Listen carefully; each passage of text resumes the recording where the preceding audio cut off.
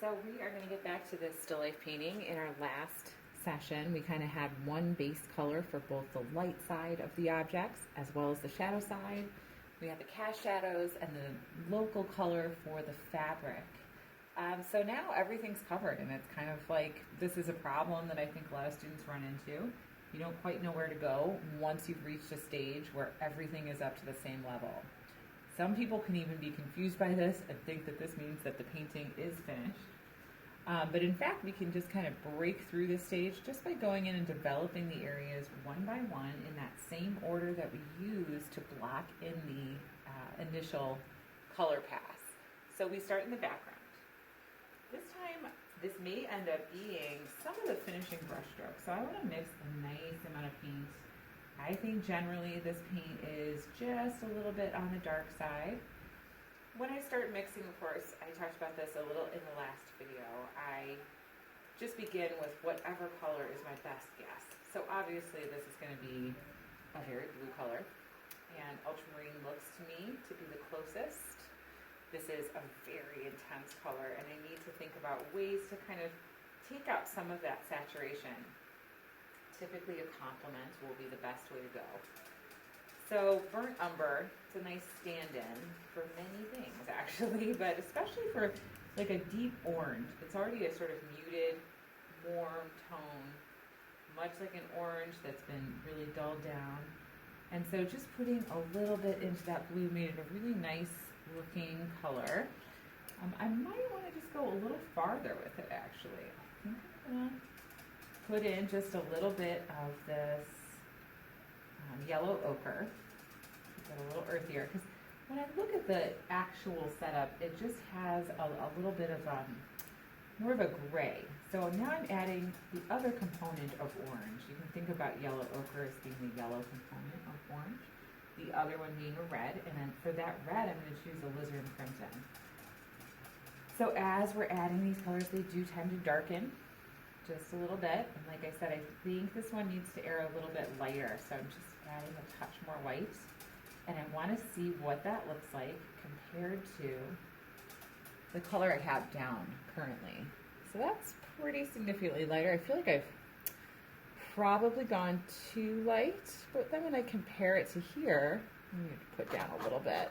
I think that could be more along the lines of the value that I'm going to need for here. So instead of darkening this whole pile of color, I'm just going to change directions. I'll just make this the foreground color. Since I already went a little bit light, I'll make it just even a little bit lighter, because I know that I'm going to need that. And I will give that second color another attempt. So I definitely see, like, working especially with kids or new painters, when we're starting out and we go to mix a color, this can look like a failure, right? You aimed for one color and you ended up with another, so how is that good? How is that a success? Actually, it kind of is a success. It's fine to do that. It's conserving your paint. If it tends toward another direction that you're going to need anyway, it probably won't hurt just to go with it. Now, the other nice thing about it is I now have this color on the palette, and I can look at the way these two colors look right next to each other. So it makes really zeroing in on the color for the background a little bit easier, because now I have something to compare. I know I want it to be a little darker than that. I think this color might be pretty good. I'm going to hold it up here, make sure it looks just a little lighter than what I have. And I think I'm going to go a step lighter. I want a little more contrast. That may mean I'm going to have to go a little bit lighter for the foreground color as well. All right, well, let's go with that. And as you can see, I have more paint. The more layers you're doing, the more paint you're going to need. This is a nice big area, so I'm going to mix even just a little bit more. A little touch of alizarin crimson. I did like that orange component with that yellow ochre, so I'm going to add a little bit of that, and I think we'll try it and see what it looks like on the canvas. So I like to get as much as I can off that palette knife, because I don't want to waste that color. Brush selection, I'm looking for something that's, maybe about a 4 to a 6, and then I like these kind of filbert brush shapes. I'm just going to put just the tiniest bit of turf on my brush. Before this layer, I also want to use another fluid medium that I really like a lot. You can use whatever you want, you really can.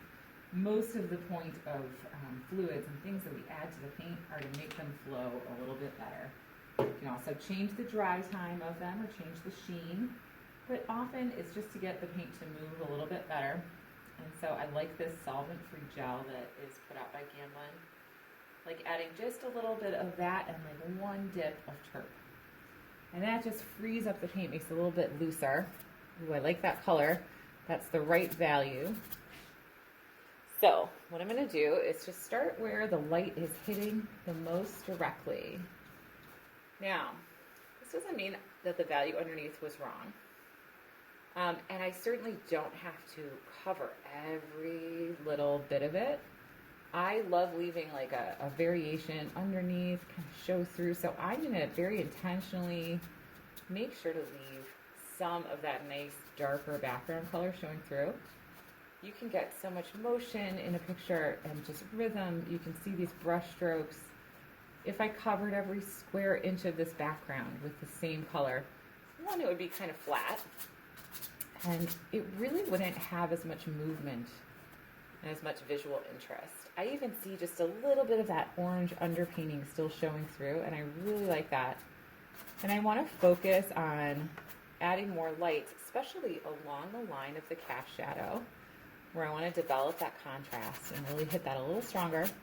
And as we move back, I'm actually going to go ahead and get this color a little darker. We're moving away from that light source, so it's really important that we sort of show that color difference. Grab a little more ultramarine blue. So the light source hitting the strongest part of the fabric is going to be a slightly lighter, different color. As it moves farther away from that light source, we want to let that color get a little bit darker and just show that difference in candle power, really. We want to show the strength of the light source. Now, in this one, everything's going on fairly evenly, but one thing that you really can try if you have a little bit more of like a wild streak for color, take a little bit of your ingredients of that color at this stage. Now we can really start building in some variation. You might do a little bit of like a purpley color into here, and I'm just really loading that paint onto the surface. It is not going on in the same way that it did in earlier layers.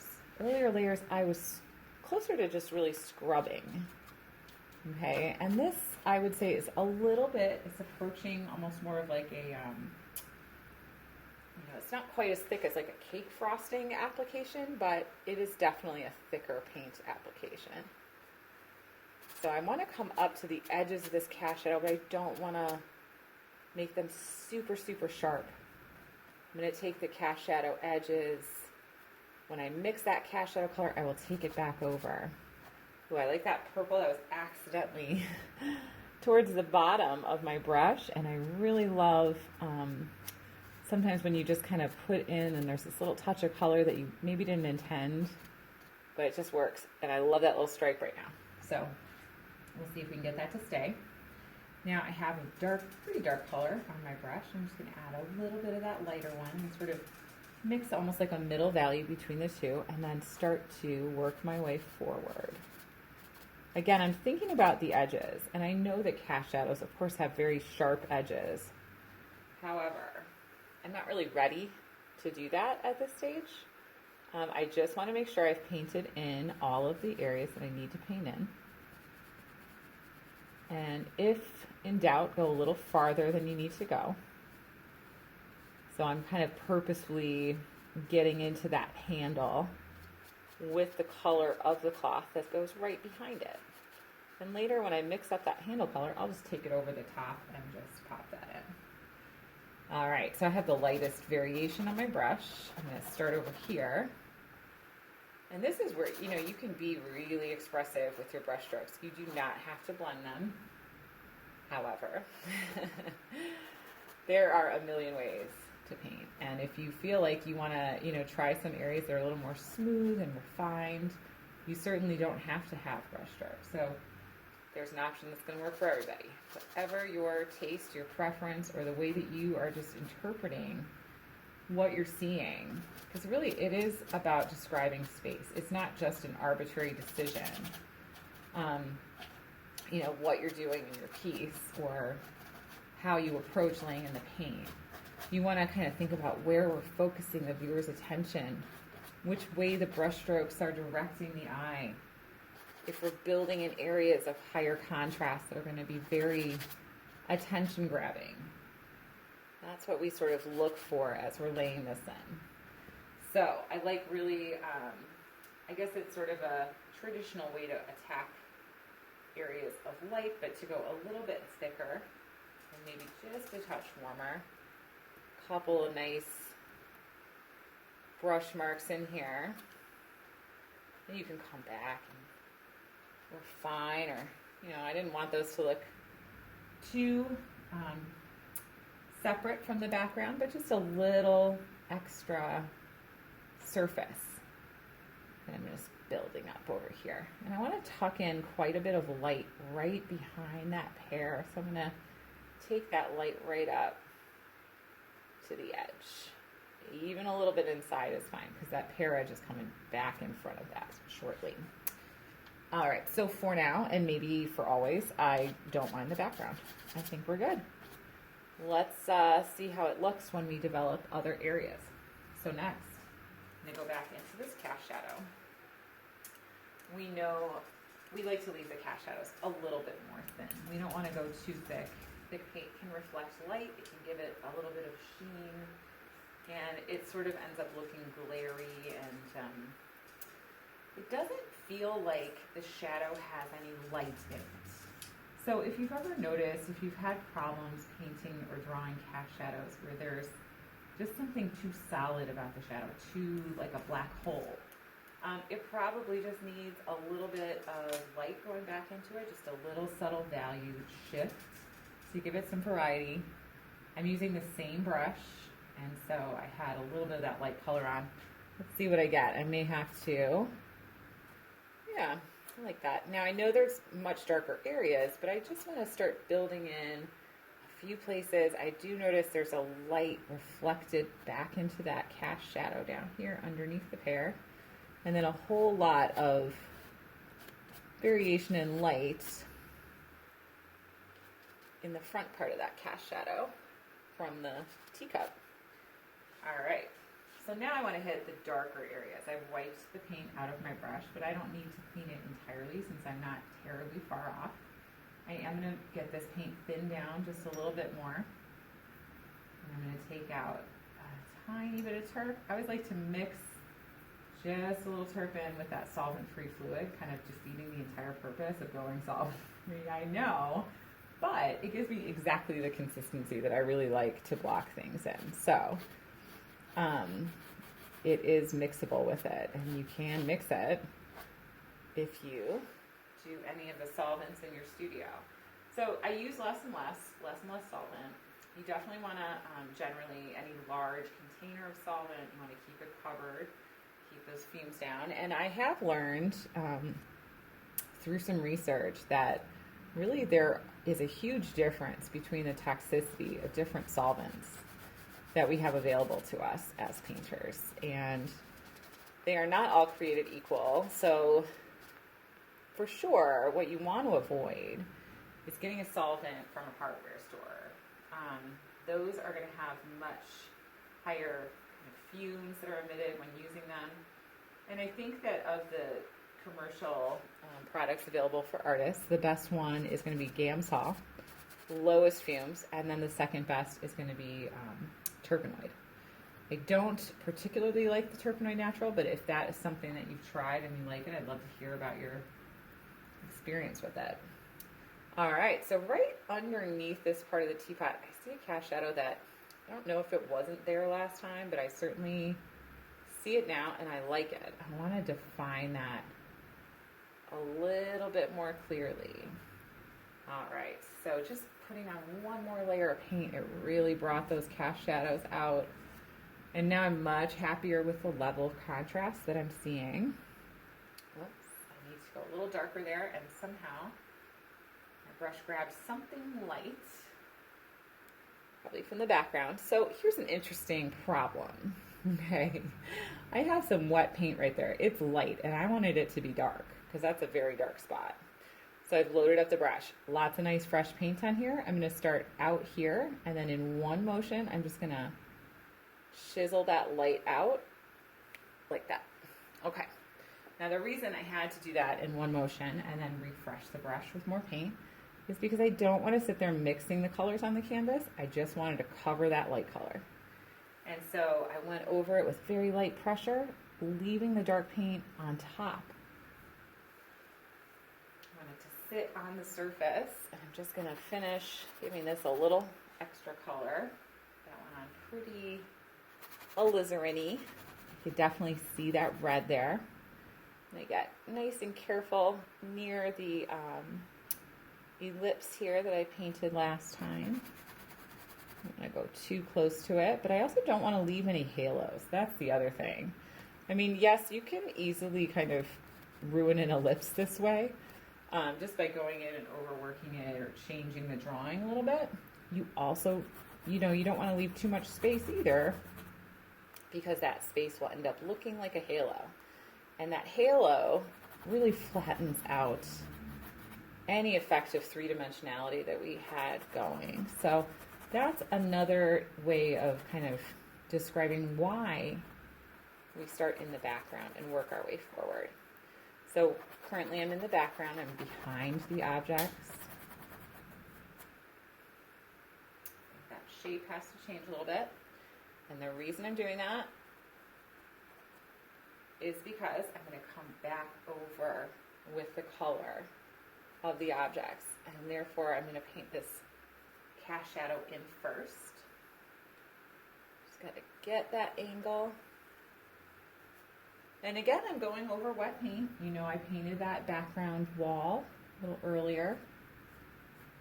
So I want to be pretty determined as I lay that brush stroke down. I don't need to kind of fuss around at the surface. I just want to lay that mark down and move right on, because otherwise it is just going to become a blended kind of muddy mess, and we don't want that. We definitely do not want that. All right, so cast shadows, background, all blacked in. We're going to get back into the teapot. Last week, as we worked on this, I was pointing out that in order to block in an object, we want to see the basic light and shadow values, of which there are many varieties. There's lots of values in the light side, and there's lots of values in the shadow side, but we needed to simplify. So now we want to kind of think of those simplified light and shadow colors as our starting point, but we can add some variety, we can add some description here in this layer. So as we see color shifts and as we see value shifts in the teapot that we can observe, I want to try to get those in strategically, picking the very best ones, the ones that are, the most descriptive or illuminating about that teapot in its form and color it has and how it kind of occupies space. So, we want to look for areas where maybe we see a color reflected from the pear. I definitely see some yellow in there. I really want to hit that in this layer. I see some really beautiful reflected color. So I'm just starting to mix up, I guess, something for the light side here. And next to it, I'll start with that shadow color. So I'm really focusing more on cerulean blue for this, since that seems closer to the base.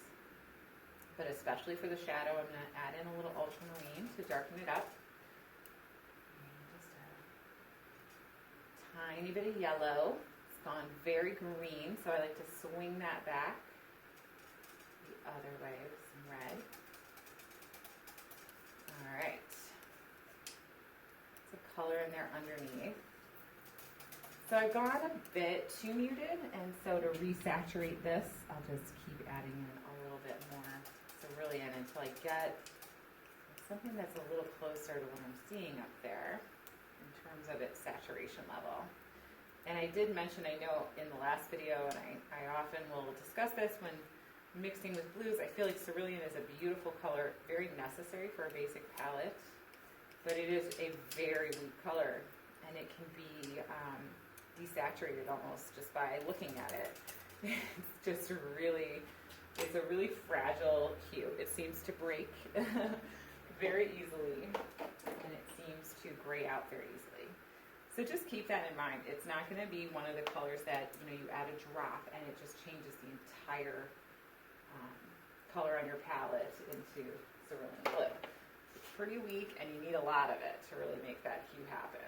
So, all right, so that is getting there. So as you can see, this color came a long way. It started out a little bit too muted, and I've seen people get into a situation where they're mixing a color like that and they go too muted and they think it's ruined.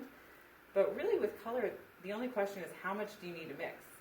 So if you needed to mix a whole lot of it, just keep adding. And if you think it's pretty far off and you don't need very much, split a lot of it away, save that for later, and then mix just into a small amount. So there's nothing ruined. You can always use a color that you started somehow. All right, so I like the looks of those on the palette. I'm going to choose a couple of brushes to get into this with.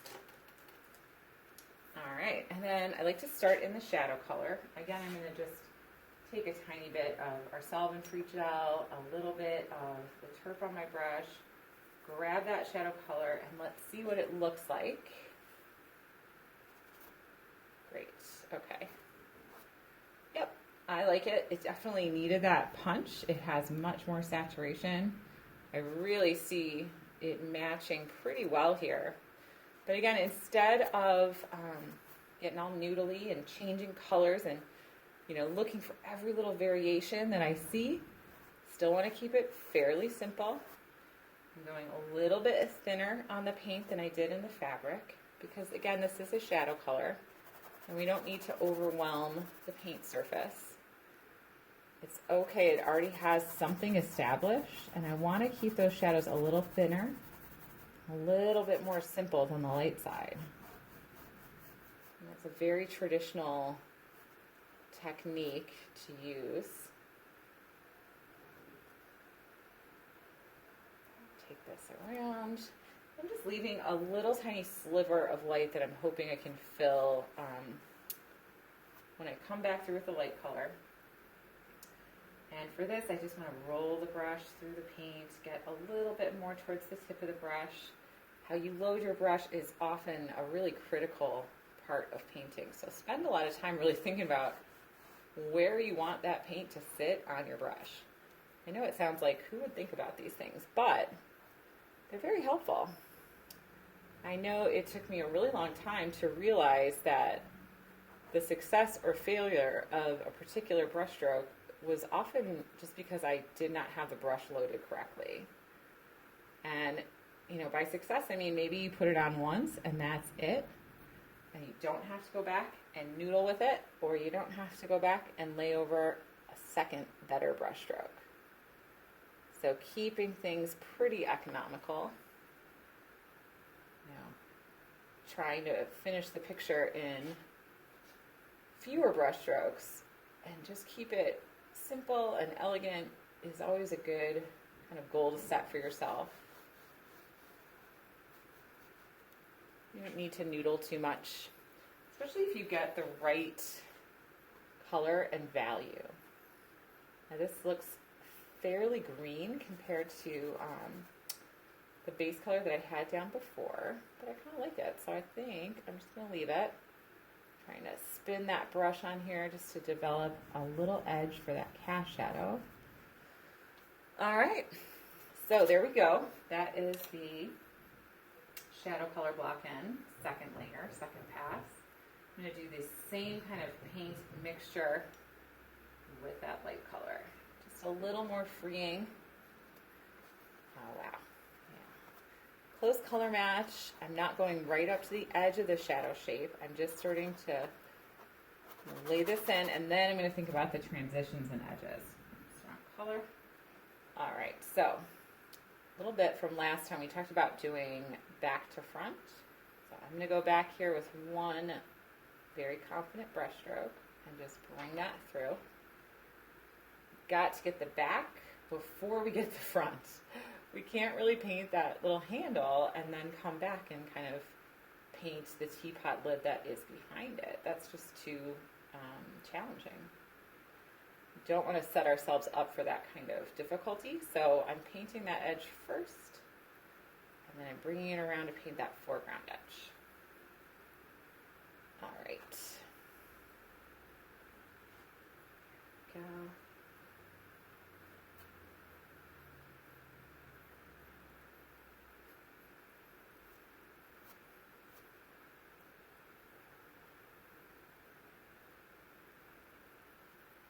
I'm just kind of noticing that little shadow shape. Now, I'm going to just kind of finish laying down the paint that's on this brush. I'm already ready to move on. I want to think about this edge. Maybe this is the last time I'm going to end up doing that edge. And it's fairly soft between the spout and the body of the teapot. And it's very soft here. Now this transition between shadow and light, this is a form shadow, so it's got to have a much softer edge than our cast shadows. Not to say that a cast shadow is going to have like a razor sharp, absolutely, knife sharp edge at all, but generally they're going to be a little bit more crisp than a cast shadow. Right, just bring that brush around, and I'm just trying to indicate these. I'm not going to labor over them. I think they, almost never look better that way, personally. So I'm just kind of laying them in quickly for this little study, and maybe I'll come back and just bring the shadow back one or two more times. But right now, I'm just kind of thinking about getting that light side covered. I'm going to take a very small brush. Maybe even smaller than that. Yeah, let's get this guy. I'm going to take my solvent-free, a little bit of the shadow color, spin a nice point on that brush to get it loaded evenly. And then I need to go in and I need to get this shadow side. It's like this little tiny edge right in there. So I only have one shot with that load of paint on the brush. That's it. If you need to go back, you can definitely go back, but reload your brush. There's only the one, in my opinion. So I just needed to lay that shadow down first, because that's really underneath. And now I'm going to take my light color, and I'm going to bring that almost over that shadow color. And so I've really set this up. If you think about all the edges I've painted today, first I did that cloth background. Then eventually I did the shadow side here, the light side that goes behind the handle, and now I'm coming back. Oh, I did the shadow that's wrapping up and around, and now I'm coming back with the light. And that is definitely not an accident, that order. It's so much easier to do it this way than to come up with the most perfect contour for the handle of the teapot, and then you got to get everything lined up right to it without damaging that contour. That is a tricky thing to do. So this way, once you really think about painting what is in back first, you can save yourself a little bit of effort. I feel like the edges end up looking, they just look better. They look a little bit fresher. They looked a little less worked. I'm going to separate out that edge and just darken right into that shadow just a little bit. Okay. And I'm going to use that same little brush mixed darker shadow color that I have. Take a little bit, it's ultramarine combined with some of the cerulean. And now I'm just going to go through and maybe anywhere I see sort of a darker shadow edge, just hit that a little darker and think about indicating just a little bit of that transition. I have two brushes in my hand. I can go back. I can I can take the light brush as well and just bring that through. Do not get sucked into noodling here. Noodling just being rendering every little fold, every little change in contour. You want to still keep that mindset of simplifying. And it's really good to do all the time. Because there's so much happening. So we want to be able to not only just see things as a simplified shape, but continue to break them down into simplified shapes. So it's not really just a matter of doing that right at the beginning of your painting. You've got to constantly keep simplifying, noticing where you're starting to tighten up and get out of that habit. I'm just seeing things a little more in a basic, fundamental, kind of simplified way. All right. So again, I'm just really indicating just a little bit about the teapot, and that it has all these little ridges. I can come back in here. I have some of that slightly darker shadow color. And I'm going to bring this shadow color through here.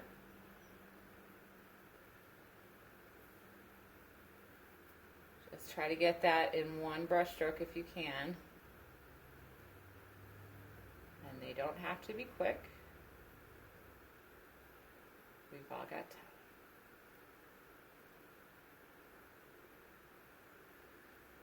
I'm not going to paint every little inch of it. I just want to indicate it. And to me, that's harder than actually going in and really, naming every single little one, because you have to do it simply and economically.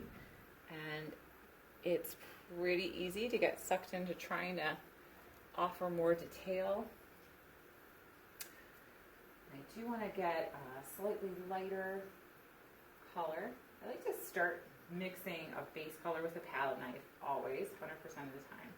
But occasionally I will brush mix just a little bit for like a quick color shift. And I see just a little more yellow in here. All right, I'm going to tone that down, and I'm going to bring that down here. I toned it down because that light source is not hitting the body of the teapot quite as directly. It does hit here pretty directly. All right. Now this isn't really meant to be the highlight yet. It's almost like a layer. And I'm just focusing mainly on the lightest parts, showing where that light source is hitting the strongest.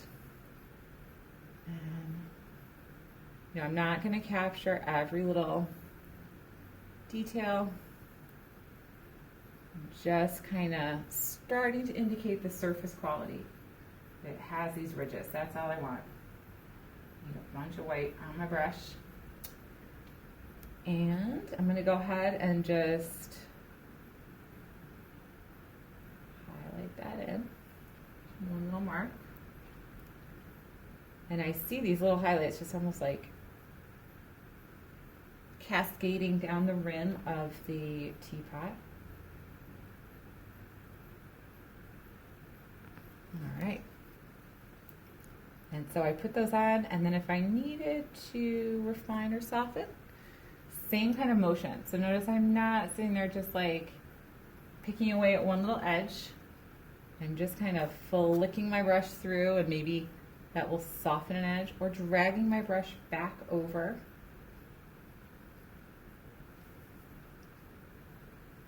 Just round the shape out a little bit more. All right. And then I'll just go back and pop in one more highlight.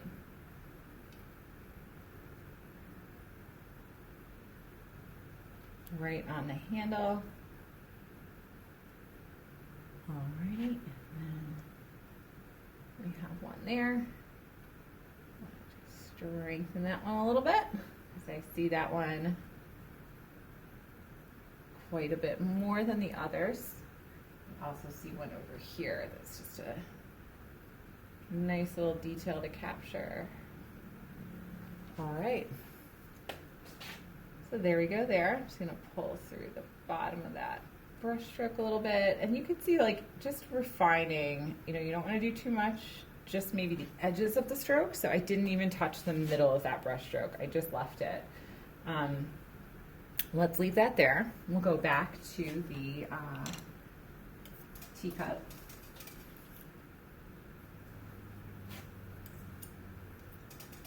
All right, so quick shadow color for the teacup.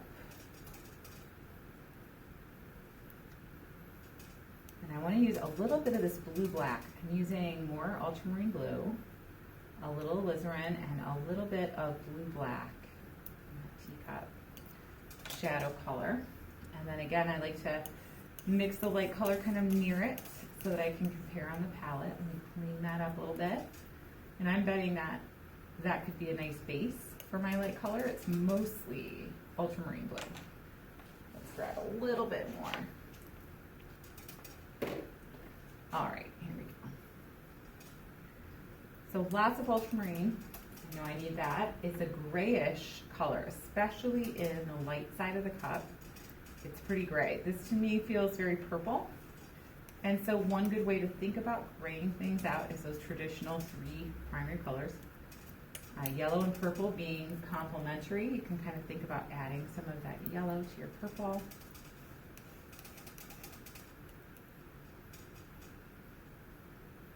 And I do like the looks of that. So let's get in here. I'm not going to do too much to the shadows. I actually kind of like where they are. But I'm going to start in here just darkening a little bit. I do want to build that edge up in contrast. And then I see a little more contrast on the side. I'm actually going to switch to that slightly pointier brush. So let me pick up that dark color. All right. And you want to get in here. Sometimes you're going to want to put your arm out, touching the lower side of your easel, and then just rest the arm that is holding your brush over that other arm. So that helps a lot getting into small areas. So sometimes I'll use the side of my easel. And again, I'm just kind of trying to notice where I see slightly darker shadow colors and where it needs just a little more contrast against the background. And I can really recommend squinting for that too. I would definitely squint your eyes at your still life setup and look for where you see those little sparks of contrast. Now, when you have that image in your mind and you've looked at your setup, kind of imagine that image, keep that image in your head as much as you can, and then quickly turn to your painting. Squinting at your painting, you really want to look for those same color and value relationships, but especially the value. That's why we squint. We really do squint to see value. Mix that shadow color just a little bit lighter and transition that up through here. So this really nice angle that I want to emphasize. And I really like how in this arrangement, a lot of these colors are very repeating. And so there's kind of this blue-gray vibe for, you know, many of these objects. So we see it in the cup. I see a little more saturation running down kind of the turning edge of the cup between light and shadow. I'm going to put that in. I'm going to restate. I don't want to cover every little part of my underpainting if I can help it. So I'm going to see if I can kind of strategically leave a little bit of that underpainting showing through, because I think sometimes that's a pretty interesting surface to look at. Areas where there's layers and you can kind of see the underneath layers through. I mean, I could paint this all one flat color, but I don't know if I would be interested in a still life that looked like that. And so I got to paint kind of, you know, what I want to see. And I particularly, you know, I like variation in color. I like seeing brushwork. I like seeing evidence of how the painting was made. Hand of the artist, whatever you want to call it. I think it's it's a more honest approach to painting for me, and everybody has their own style though. That's what I find fascinating about it. Everyone sort of identifies with a particular type of painting, they're grabbed by it, and they naturally approach their own work with a particular style. So I don't think style is often, you know, a conscious choice that we make. And if it is, it may need to become more natural. So we don't necessarily need to consciously choose how we're going to paint. All we have to do is really think about painting what we see. A little more white out. All right. So now I need that light side color, just a little bit lighter. I'm going to take that up a bit. I want to hold that up to our reference. It's pretty blue. I definitely want to warm that and gray that down. So again, burnt umber is a nice one for both of those things. We wanted to go warmer and grayer, and we basically did that with one little color addition. All right, so I'm going to take some of that light color on my brush, and one drop of turpentine there just to break it up. And then I like a little bit of solvent-free gel or fluid. All right, so that's pretty much a color match, which to me is like a lost opportunity. I'm going to warm it up even more because I'm actually observing from the painting that I see this little bit of orange in there that I really like. And I see almost like a little bit of like an orange sort of layered over, reflecting from that pear maybe. So I really want to hit that a little bit more dramatically. And just kind of, you know, push the color a little bit. It's really a lot warmer here, so I added just a little bit of burnt sienna, and that warmed it up just a bit. All right, and again, we're kind of talking about like thicker application of paint in the lights, edges overlapping. We want to look out for that. Generally, your cast shadows are going to have sharper edges, but you do want to observe carefully the angle of those edges, where they start to break apart, because this isn't a theoretical space, it's a real space, and color is bouncing back through that space. So the cast shadows will not have perfectly crisp edges. It's going to have a little bit of a difference between that and the form shadow. You want to see that, you want to show that to the viewer, but you're not going to see like razor sharp edges. All right, I want to just think about this transition. It's a pretty abrupt one between that mid-tone color. Like that. And now what we'll do is take out our tiny brush.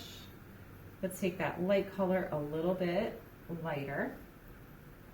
And use that to pop in small highlights. So nice thick paint on the highlights. I already have the surface underneath pretty wet, so I'm just going to lay the side of the brush down right here, and I'm going to lay down a nice thick highlight, not noodle with it too much, though I do need to bring this ellipse back up just ever so slightly over that cast shadow. All right, there we go. So I pushed that right over the edge, and I want that highlight on the front, and then we'll just finish up this pear with a quick pass, just showing a few more, a little more descriptive about that pear, a little more accurate maybe. All right, I hit those lights. Last object that we're just going to finish up quickly is going to be our pear. I'm just going to clear up some room, and sometimes I will take a color that I feel like could be useful, like I think that was from the teapot, but I know I need like a dark kind of army greenish pear color on the side, and so I thought, well, the cerulean could contribute to that. So I will just take my yellow ochre and a little bit of cad yellow medium, adding it to that leftover sort of cerulean color. And I'm comparing it here, and it looks pretty good. I like it. definitely want to get color variation in this pair though. So I want a warmer version of that color in the shadow side. I see a much more orangey color. I've used quite a bit of burnt sienna, but maybe that's too much, so I'm going to steal from this darker shadow color from the teapot. It's always great when you can use one of your other colors because it creates some more harmony in your painting. So if your objects don't share any colors, like we have a yellow pear, we have a blue teapot, we have this gray blue cup, totally different colors, but we can still make them harmonize because they can have common ingredients. So think about adding kind of common ingredients and recycling paint that's been left over.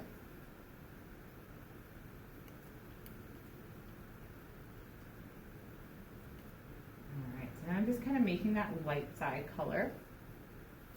And I actually see these like little cool highlights that I think are really beautiful. And I want to capture them. So I'm making over here, hopefully that's not off camera, I'll mix it closer. Even just like a little cooler highlight color. It has some yellow in it, so it does tend toward yellow. But now I have a shadow color here, I have a light color, and I have a highlight color. And so I'm going to take the shadow color first, that army green gray. And again, I'm just going to have one little drop of turp in there and just a tiny little bit of my solvent-free.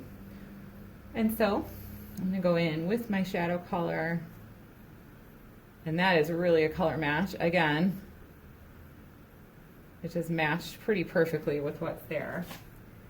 And sometimes I like a little variation, especially in this layer. The earlier layers, not at all. I'm not really too interested in capturing these things. I don't want to get distracted by all the variations that I see. But now that I'm kind of set up, I do want to start putting in some differences and describing what I see a little more fully, and maybe pushing the value and the contrast where I want to bring attention.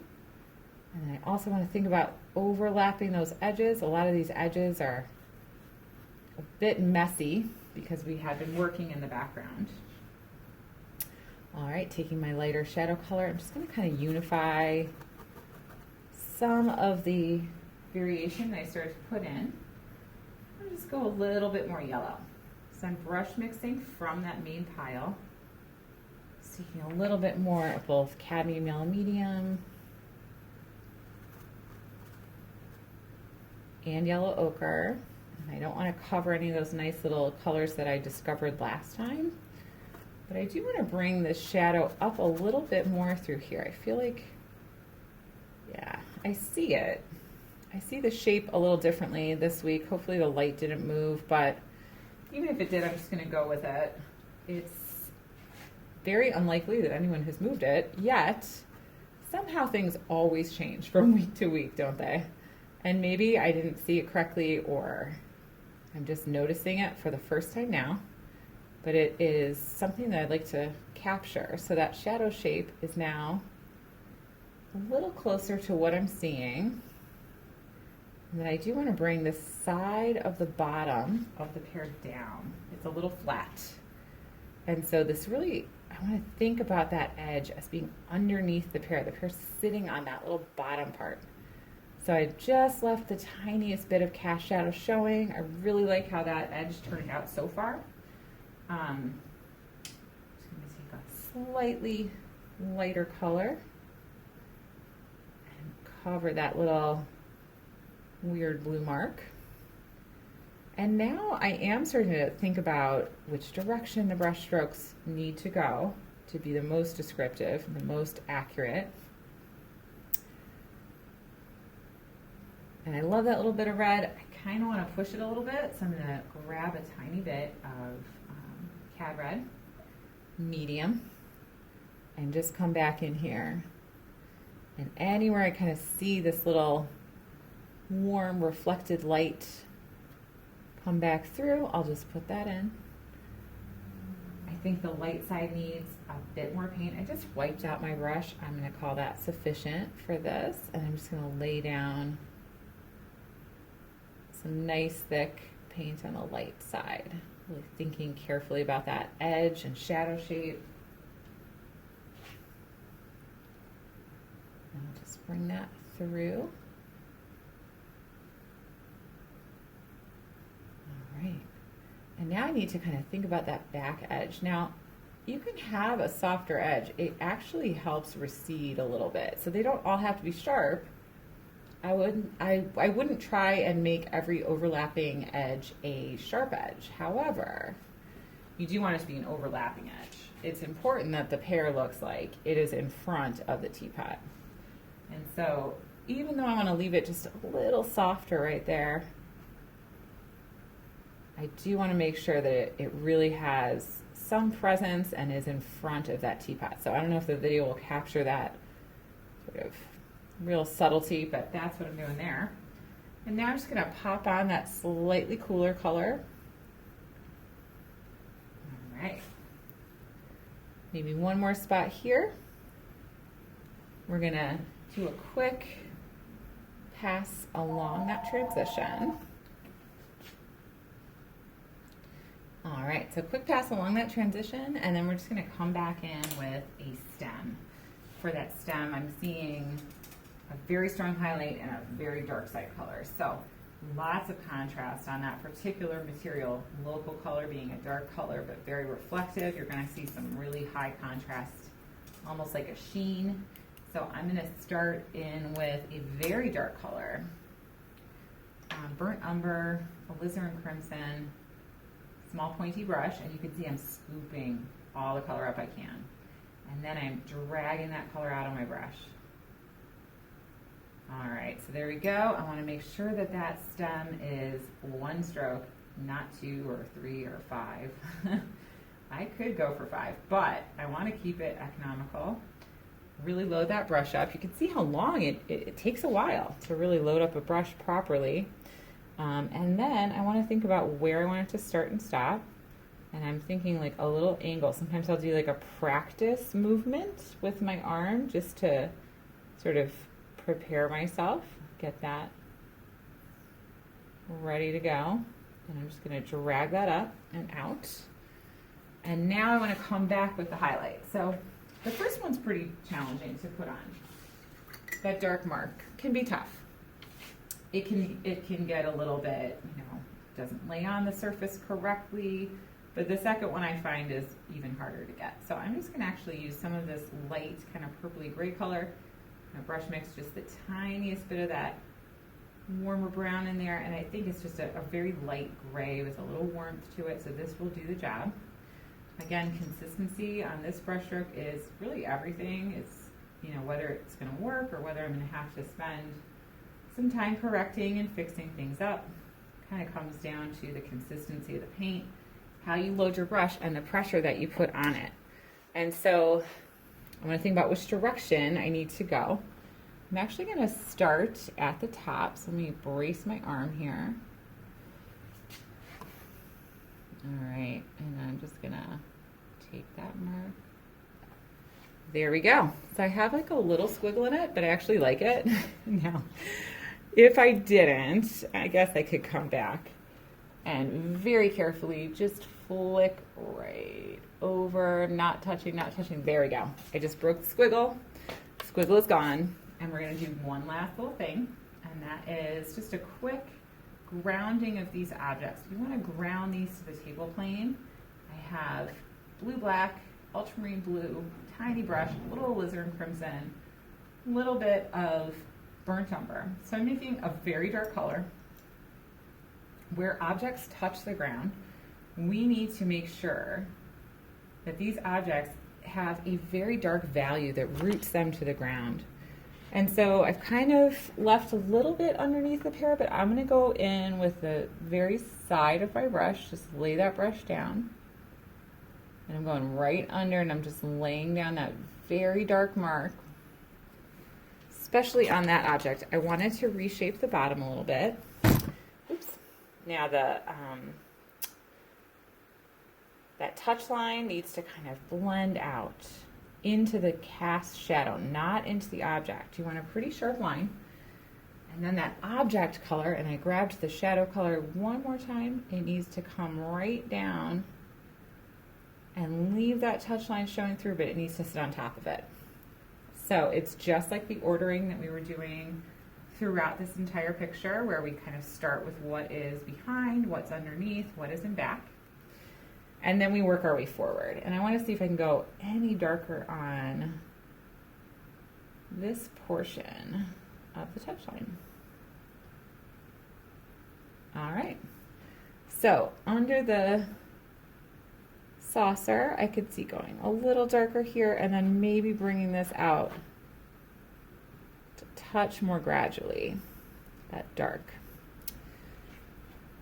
All right, and then I think I had like one little errant brush stroke here, so we're just gonna take that and kind of work that into the paint. I actually could heighten that edge with it. It's kind of cool.